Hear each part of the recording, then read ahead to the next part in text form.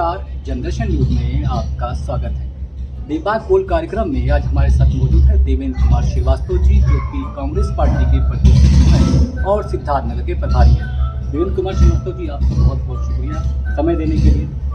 पहला सवाल ये कि राजनीति में आने के लिए क्या प्रेरणा मिली, कहाँ से प्रेरणा मिली और इसकी वजह क्या है? मैं basically Ambika Pratap Narayan degree college जो यहाँ का कॉलेज है, वहाँ पे मैं बीए फाइनल का छात्र था और छात्र संघ चुनाव में मैंने महामंत्री का चुनाव लड़ा और जनता ने मुझे विद्यार्थियों ने हमको चुना। 77 में जनता पार्टी की सरकार थी, इंदिरा जी चुनाव हार चुकी थी और जनता पार्टी लगातार उनके ऊपर मुकदमे लाद करके उनके खिलाफ कार्रवाई कर रही है। एक दिन की घटना है, इंदिरा गांधी की गिरफ्तारी होती है और हम अपने महाविद्यालय में अपने छात्रों के साथ इस बात को बर्दाश्त नहीं कर पाए कि जब जनता ने इंदिरा जी को चुनाव में हरा दिया और वो प्रधानमंत्री नहीं रही, अब आपको जनादेश दिया, आपको जनता के हित पे काम करना चाहिए था, लेकिन पूरी जनता पार्टी इंदिरा जी के खिलाफ मुकदमे कायम करने में लगी रही। तो हमें लगा ये अन्याय हो रहा है और हम उनकी गिरफ्तारी के विरोध में हमने गिरफ्तारी दिया और वहीं से हमने कांग्रेस पार्टी की सदस्यता ग्रहण करी। तब से मैं कांग्रेस पार्टी में। तब से लेकर बस्ती को आपने बचपन से देखा और अभी तक देखी है बस्ती, कुछ बदलाव नजर आता है राजनीतिक तौर पर देखिए? बस्ती में तो कोई बदलाव नजर नहीं आता और उसके पीछे सबसे बड़ा कारण था कि जो जनप्रतिनिधि हमारे यहाँ हुई, राजनीतिक दल पिछले 30-32 सालों से एमएलए एमपी पैदा करने के कारखाने और वह एमएलए एमपी तो पैदा करते हैं, सरकार तो बना लेते हैं, लेकिन जनप्रतिनिधियों को के अंदर जो लीडरशिप होनी चाहिए जन समस्याओं के प्रति, वो नहीं है। और यही कारण है कि सरकार बन रही है, एमएलए बन रहे हैं, मिनिस्टर बन रहे हैं और ये अपने एजेंडे पे काम कर रहे हैं, ये जनता के एजेंडे पे काम नहीं कर रहे हैं। यह अपने व्यक्तिगत विकास के लिए काम कर रहे हैं, जनता के विकास के लिए काम नहीं कर रहे हैं, क्षेत्र के विकास के लिए काम नहीं कर रहे हैं। और इसके पीछे जो सबसे बड़ा कारण है कि हमारा देश पहले अंग्रेजों का गुलाम था, उसके पहले मुगलों का गुलाम था, उसके पहले राजे रजवाड़ों का गुलाम था और गुलामी से जब हमको जंग आज़ादी की लड़ाई लड़ी गई, कांग्रेस ने लड़ाई लड़ी गांधी जी के नेतृत्व में, सुभाष चंद्र बोस जी के नेतृत्व में, भगत सिंह जी के नेतृत्व में, तो जब हम आज़ाद हुए तो जब तक स्वतंत्रता सेनानी थे या कांग्रेस पार्टी में इंदिरा जी, राजीव जी जैसे नेता थे, तो उन्होंने जन नेतृत्व को उभारा था। जो जन समस्याओं के लिए लड़ता था उसको वो टिकट देते थे, चुनाव लड़ाते थे। जब से कांग्रेस पार्टी कमजोर हुई और ये जातियों की पार्टी जब से डेवलप हुई, तो इन्होंने क्या किया कि जातियों के आधार पे जनमत बनाना शुरू किया। क्योंकि कांग्रेस के खिलाफ अगर ये बोलते कि बेरोजगारी है तो कांग्रेस ने लोगों को रोजगार दे रखा था, अगर ये कांग्रेस के खिलाफ बोलते कि आवास नहीं दे रहे हैं तो इंदिरा आवास दिया गया था, अगर ये कांग्रेस के खिलाफ बोलते कि हमने कृषि में रिसर्च का कोई काम नहीं किया तो हमने रिसर्च में इतना काम किया कि जिस खेत में पैदावार 10% थी वो 100% हो गई।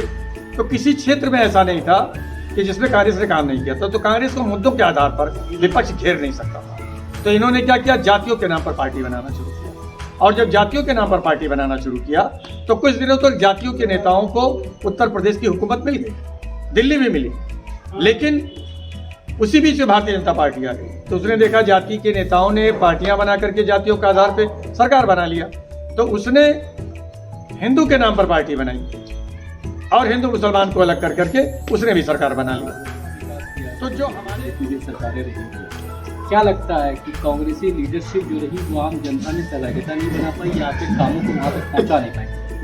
27 साल हो गए आपको सत्ता से दूर रहते हुए जी, और लगातार जनाधार गिरता गया है कांग्रेस का जी।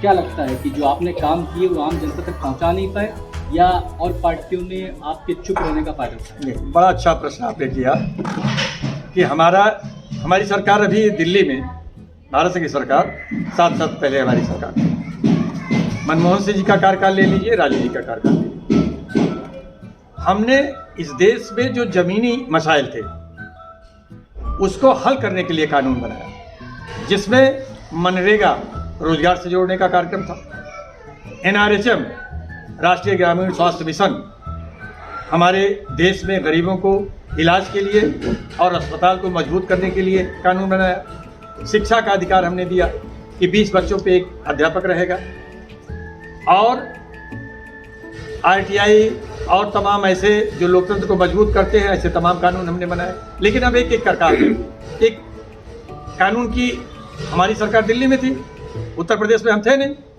और कोई भी कानून सरकार बनाती है तो उसे राज्य सरकारें लागू करती है। अब जैसे हमने राष्ट्रीय ग्रामीण स्वास्थ्य मिशन बनाया, तो उस कानून के अंतर्गत हमको अस्पताल को अपडेट करना था, डॉक्टर्स लाने थे, लेकिन बायोतेज की सरकार थी, पूरा NRHM घोटाले की भेंट चढ़ गया। आपको याद होगा जो जांच में डायरेक्टर थे, डॉक्टर थे, जब CBI जांच हो रही थी तो उन माफियाओं ने जिन्होंने लूटा था सरकार के संरक्षण में, उन्होंने डायरेक्टर तक की हत्या कर दी, डॉक्टर तक की हत्या कर दी। और जब अखिलेश जी की सरकार आई तो इसी NRHM में आप देखिए कि इन्होंने क्या किया, एम्बुलेंस खरीद लिया कंपनियों से सौदा करके, और एम्बुलेंस तो हो गया। जब हमारे गांव का, शहर का कोई आदमी, कोई मरीज जब डायल करता है तो एम्बुलेंस तो हमारे घर आ जाती है। पता चला एम्बुलेंस में जब मरीज जाता है अस्पताल तो अस्पताल में डॉक्टर नहीं, उसे रिफर कर देते हैं, वो लखनऊ जाता है, गोरखपुर जाता है, वहाँ जगह नहीं। तो हमने डॉक्टर बनाने के लिए कोई प्रयास नहीं किया। अब एक छोटा उदाहरण हम आपको बताते हैं कि अभी जो मेडिकल कॉलेज में हमारे जो बच्चे पढ़ते हैं उनकी फीस मिनिमम है 50,000 या जो भी हो, साल भर की फीस देते हैं और 5 साल में 2 लाख, 2.5 लाख, 3 लाख दे करके डॉक्टर बन जाते हैं। ठीक इक्विवेलेंट प्राइवेट मेडिकल कॉलेज है, जहाँ सरकार ने तय कर रखे हैं, पहले तो 18.5 लाख था, अब 12.5 लाख कर दिया ईयरली फीस। अब एक तरफ सरकार मेडिकल कॉलेज को बनाने में खर्च करती है, मैनेजमेंट पे खर्च करती है और सैलरी देती है प्रोफेसर, डॉक्टर सबकी, और दूसरी तरफ बच्चों की फीस भी कम ले रही है। दूसरी तरफ इनके पास जगह नहीं है। हमारे बच्चे जो क्वालिफाई करते हैं, अगर बराबर नंबर का आदमी आ गया और इनके पास 100 जगह है तो 101 नहीं ले सकते। तो 101 अगर उसी नंबर का बच्चा है तो उसे भी अगर डॉक्टर बनाते तो बन सकता था, लेकिन ये प्राइवेट कॉलेजों में उसे डाल देते हैं जहां वो उतनी फीस नहीं जमा कर सकता। तो एक अपर क्लास का आदमी तो वो डॉक्टर बन रहा है, या बैंक से फाइनेंस कर रहा है तो उसे कई वर्ष लग जाते हैं उसे लोन चुकता करने में।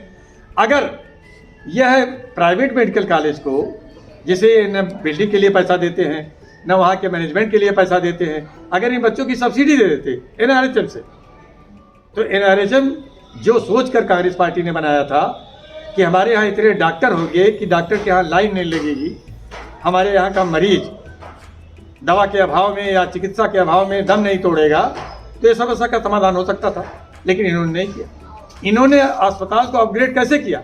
टाइल्स लगा दिया, मार्बल लगा दिया, डेकोरेट कर दिया, नए नए भवन बना दिए, लेकिन उसके अंदर डॉक्टर नहीं है, पैरामेडिकल स्टाफ नहीं है।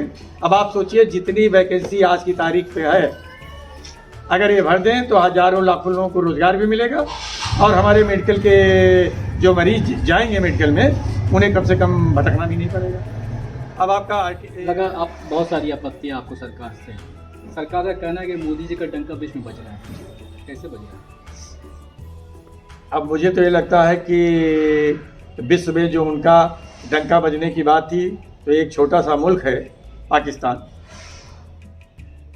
अब अगर पाकिस्तान हमारे देश में आतंकवादी गतिविधियां फैला रहा है, हमारे जवान भी शहीद हो रहे हैं, हमारे सेना के कैंप पे भी हमले हो रहे हैं और आतंकवादी घुस करके हमारे यहाँ और भी गतिविधियां अपनी संचालित कर रहा है, जिसका ये इल्जाम लगाया करते हैं, तो अगर विश्व में डंका है तो पाकिस्तान में क्यों नहीं है?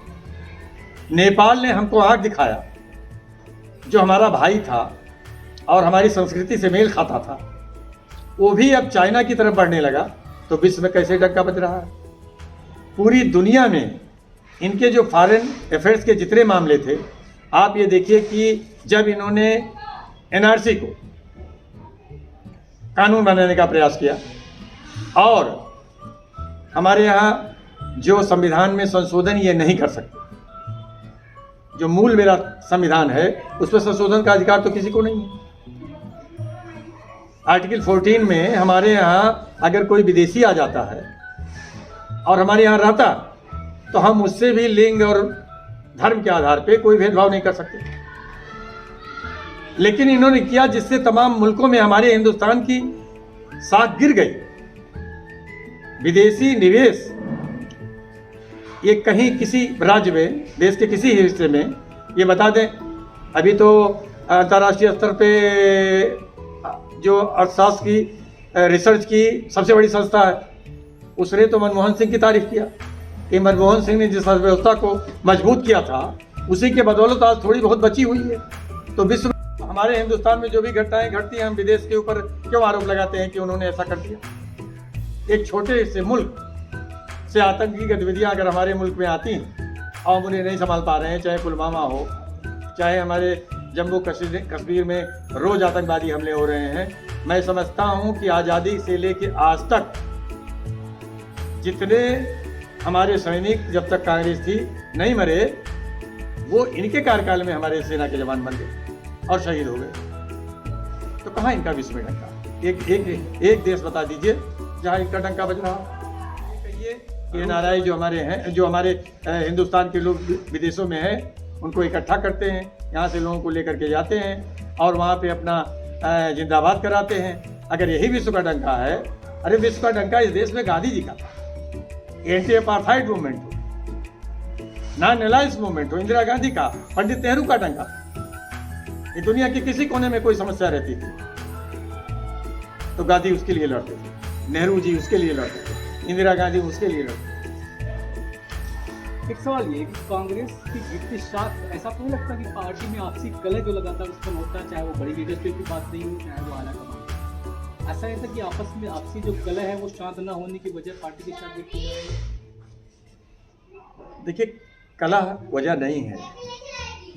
वजह यह है कि जैसे आप देखिए कि हमारे देश में नागरिक जागरूकता का अभियान अगर आप देखें तो महात्मा गांधी के बाद किसी ने नहीं शुरू किया। डॉक्टर भीमराव अंबेडकर ने भी शुरू किया था। इनके बाद नेहरू जी ने राजनीति को धर्म से अलग रखने की बात किया। कभी उन्होंने राजनीति को धर्म से नहीं जोड़ा, जाति से भी नहीं जोड़ा। तो नागरिक जागरूकता का अभियान बहुत दिनों तक हमारे यहाँ नेताओं ने सिर्फ कुर्सी में चुनाव जीतने के लिए, मैंने कहा ना कि राजनीतिक दल एमएलए एमपी पैदा करने के कारखाने हो गए, और जब कारखाने हो गए तो वो चुनाव जीतने के लिए ही सारा प्रयास करते हैं। सिविलियन अवेयरनेस का काम वो नहीं करते, और सिविलियन अवेयरनेस न होने की वजह से वह मुद्दे जनता में हावी हो गए जिन मुद्दों से उनका कोई ताल्लुक नहीं है। रोजमर्रा की जिंदगी में जो हमारी ज़रूरतें हैं, इस लौकिक जगत पे जो हमारी परेशानियां हैं, दुश्वारियां हैं, चाहे बेरोजगारी का सवाल हो, चाहे महंगाई का सवाल हो, और चाहे कानून व्यवस्था का सवाल हो, ये मुद्दे गौड़ हो गए और जाति और धर्म के मुद्दे ऊपर हो गए। अब जनता को दोनों का मजा मिल गया। इतने दिनों में जनता ने जातियों की भी सरकार बनाई, जनता ने धर्म की सभी सरकार बना दी। अब इनको ये लगा कि ये सब धोखा, कहीं कोई स्टैंड इनका है ही नहीं। तो अब मुझे लगता है पार्टी में आपसे कलह को नहीं मानते कि आपसे कलह है हाई कमान से लेकर, और पार्टी के सीनियर लीडरों में कोई कलह नहीं मानते आप इस बात को, क्योंकि लगातार चाहे वो लीडरशिप की बात या बड़े लीडरों ने लेटर लिखा अध्यक्ष पद को लेकर या आला कमान की बात किया, तो क्या इसमें आपसी कलह नहीं मानते इस बात? हम इसको कलह नहीं मानते, हम इसको वैचारिक मतभेद मानते हैं कि हम संगठन को मजबूत करने के लिए इस रास्ते पे चल के मजबूत कर सकते हैं। अगला कहता है कि संगठन को मजबूत करने के लिए हम इस रास्ते पे चल सकते हैं। हमारे यहाँ पे देखिए, यही एक ऐसी पार्टी है, कांग्रेस को तो कहते हैं डेमोक्रेटिक पार्टी नहीं है, लेकिन कांग्रेस ही एक ऐसी पार्टी है कि इंदिरा जी, नेहरू जी, शास्त्री जी, सरदार पटेल जी, इन सब की बात छोड़ दीजिए।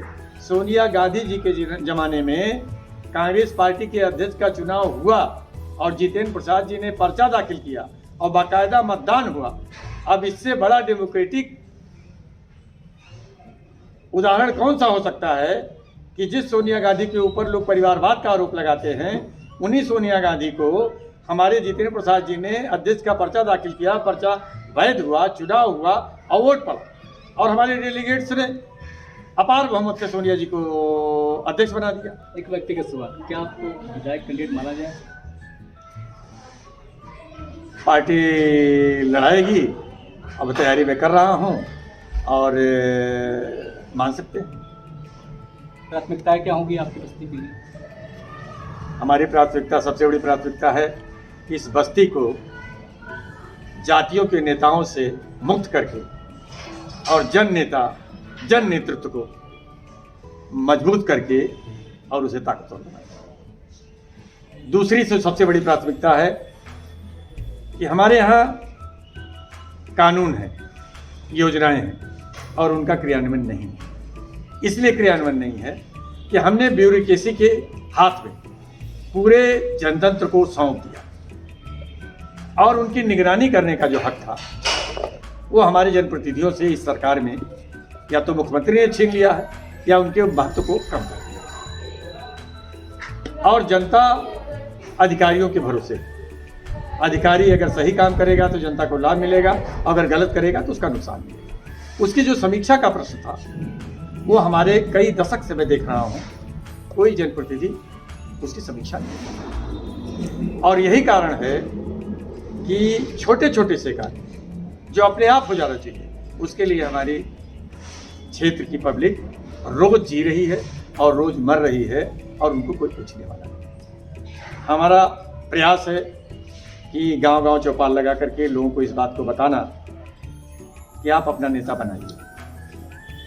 जब तक आप अपना नेता नहीं बनाते हैं तब तक आपकी समस्याओं का हल नहीं निकलेगा, क्योंकि ये जो लोग एमएलए बनने के लिए आ रहे हैं और रोज दल बदल कर रहे हैं। अगर आप से हम सवाल करें कि हमारी बस्ती को आप ले लीजिए, हमारे यहाँ जो बहुजन समाज पार्टी में थे सब समाजवादी पार्टी चले गए और जो इसके पहले सपा बसपा में थे, कुछ कांग्रेस में भी थे, सब भाजपा में चले गए। तो ये सारे नेता न अपनी पार्टी के वफादार हैं, न जनता के वफादार है और न पार्टी इनकी वफादार है। क्योंकि पार्टी अगर अपने कार्यकर्ताओं की और नेताओं की वफादार होती तो दूसरे दलों से आने वालों को टिकट क्यों देती? अपने दल के कार्यकर्ताओं को टिकट देती। तो ये अपने कार्यकर्ता के भी वफादार नहीं है। अब भोली भाली जनता है, मासूम है, जो इनके जाति और धर्म के चक्कर में उलझी हुई है, तो हम उसे चाहते हैं आप आज़ाद हो जाइए। ये दल न अपने नेता के हैं, न नेता दल के हैं और न कार्यकर्ता के हैं, तो आप इनके पीछे क्यों भाग रहे हैं? आप आइए और मतदाता बहुत दिन तक रहे। अब आप निर्माता बनिए और ये तय करिए कि आपका एमएलए कौन होगा, आपका विधायक कौन होगा। पार्टियों के नाम पर आंख मूंद करके मतदान करने से पहले बेहतर है कि आप अपना नेता बनाइए जो आपकी समस्याओं के लिए लड़ सके। तो ये थे देवेंद्र कुमार श्रीवास्तव जी, आपका बहुत बहुत धन्यवाद समय देने के लिए, जिन्होंने कांग्रेस पार्टी की तरफ से पक्ष रखा और बहुत ही कह सकते हैं कि बेबाक अंदाज में उन्होंने हर सवाल का जवाब दिया। देखना यह है कि कांग्रेस पार्टी आने वाले विधानसभा चुनाव में उन पर कितना भरोसा जताती है और जनता के बीच जो लगातार जा रहे हैं चौपालों के माध्यम से, जो उन्होंने बताया चौपालों के माध्यम से जागरूक करने का प्रयास करें जनता को। देखना यह है कि विधानसभा चुनाव में मतदाताओं को किस तरह से वो कब तक किस अंदाज में अपनी ओर आकर्षित करते हैं, यह आने वाला विधानसभा चुनाव बताएगा। लेकिन लगातार देवेंद्र कुमार श्रीवास्तव इस वक्त आने वाले विधानसभा चुनाव को लेकर जनता के बीच लगे हुए हैं। वीडियो जर्नलिस्ट समीर आलम के साथ मैं अशरफ सैयद, जनदर्शन न्यूज़ बस्ती से।